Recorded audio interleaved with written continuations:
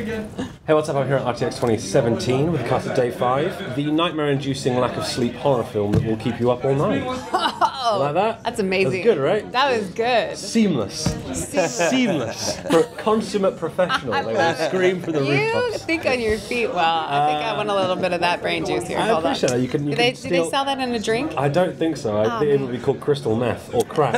One of the things they use in Day 5 to keep awake. Jake. Well, not just Jake, the character. Yeah, not you actually. No one here is taking crystal meth. For the legal purposes, and RTX actually invite me back in. No one here is taking crank, meth, or any kind of narcotic. So can you guys give us a little bit of a rundown of where we're at and what's gone on so far? Just in case someone hasn't watched it. In the story? Yes. Yeah, we're basically looking at a group of survivors who are on their 5th day of being awake after not sleeping, and all of the trials and tribulations that go with that pretty much, and trying to figure it all out.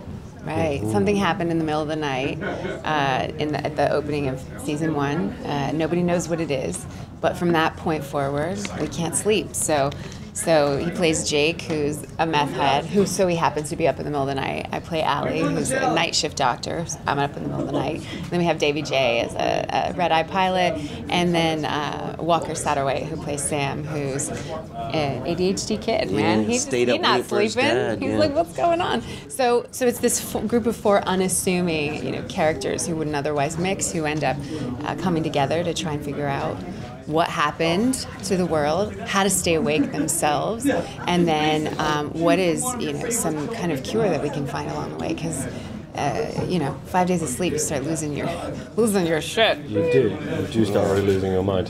In terms of nightmarish scenarios, what is perhaps the most terrifying moment, either on set or that was or wasn't scripted? What's been the scariest part for you as actors? Probably can't really say anything. So I can say, I know what was terrifying for me, getting a 5-page rewrite 30 minutes before we started filming. Oh, gosh.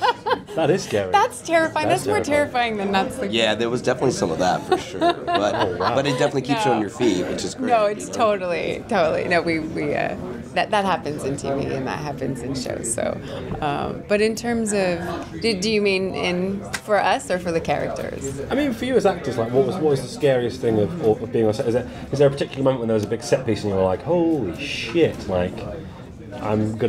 I feel like I'm in it, or I'm so immersed in the character, you feel genuine fear? There are, but I literally can't say anything. So it's all in this season. Yeah. Last season was amazing. It was a lot of fun. We were learning so much about the characters and where the story was going. But coming back in the 2nd season, already knowing who these people are, and going through the thrill ride of this season, it's just a lot of bigger, crazier, wilder things happening. Yeah. So, I mean, I would say, as an actor, you have to induce fear into your body to play the moment, because there are a lot of moments that the characters face where we are genuinely afraid or facing really intense circumstances of fight or flight, survival or death, but as an actor, I myself don't necessarily feel like Stephanie is afraid, but I throw my body into a state of fear, which allows that to happen and unfold for the camera. And then I have to pipe that down, because it's a real feeling. It's not, it's not like faking. Right. But I don't ever think that I'm actually afraid. There was a moment, though, where I felt genuine fear based on the outside circumstances, where I was in the middle of a scene, and a windstorm came, a cyclone, a mini cyclone. We were shooting out in West Texas in Alpine, and a mini cyclone came, and it sounded like a truck was running through. The cameras are rolling. We're in the scene. It's happening behind me, and it's sounded like a truck was rolling up, and I had a genuine feeling of fear, what is going on? Because they don't let you have 3-4 layers of people who aren't going to let someone come to the set. So it sounds like a truck is just going to run us over. So finally everyone breaks the scene, and we look over, and instead of wind cyclone, it picked up Video Village and just thrown, the stands of the chairs and the phones, and someone got hit in the head, and And so I'm ready. We've got this big lighting piece like held down by ropes. So suddenly I look around like, where do I run? There's ropes. At any moment I could get knocked out. So I'm ready to run. And then all of a sudden it just disappears. It's gone as fast as it came. So that was a real moment of fear. Let me tell you.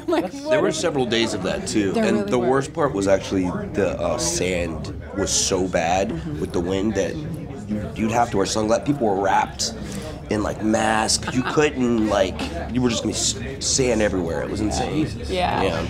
That's not ideal. It's not ideal. It was like 3 days of that was really bad. And then it kind of got better. Right. But it was definitely intense. Like you were eating lunch and it was just like you couldn't get away from it. It's like an Anakin Skywalker moment from a prequel meme. But the good part of that is Jesse and I tend to be really we like using the circumstances that we're facing to help us get into character. We tend to do a lot of push-ups on the set just to be in the place where adrenaline, right? Because you're going from a comfortable situation to really facing the apocalypse.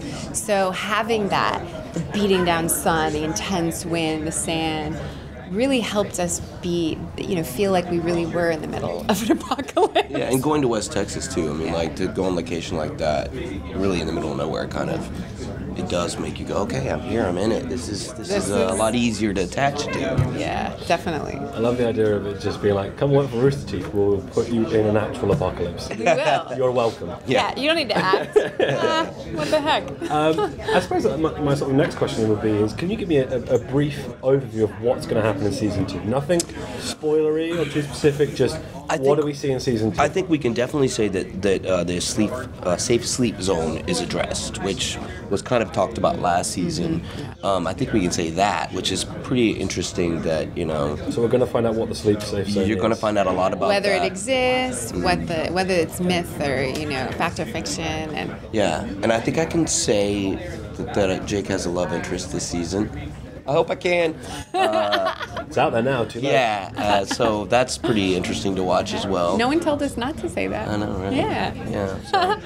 And that we face intense circumstances. Mm-hmm. Our world goes from microcosmic to macrocosmic. We really enter the bigger picture of because this is a global phenomenon, as far as we know. You see a lot more maybe of it's that. intergalactic. Season 3. Let's go, Josh. Let's go intergalactic. Day 5 goes to space. It's like a laser team crossover. For this season, we're just on Earth right now, but we really take it out to see the bigger picture, and it raises the stakes. Yeah. It raises the stakes immensely, and so our characters have to go on a journey. You're talking about a meth head, a kid, and not just a meth head, Jake, man. Yeah. You've seen it. Jake the meth head. Jake. Not just any meth head. Jake, He's got a heart. Who was like the underdog, you know what I mean? Transcend himself, and Davy's character, Ellis, all of us really have to step up to the plate in our character's journey. And it also puts us, against the wall, so to speak. Can we do that? Do we have what it takes? I hope so. Otherwise, you're going to die pretty quickly. Yeah. That's not ideal.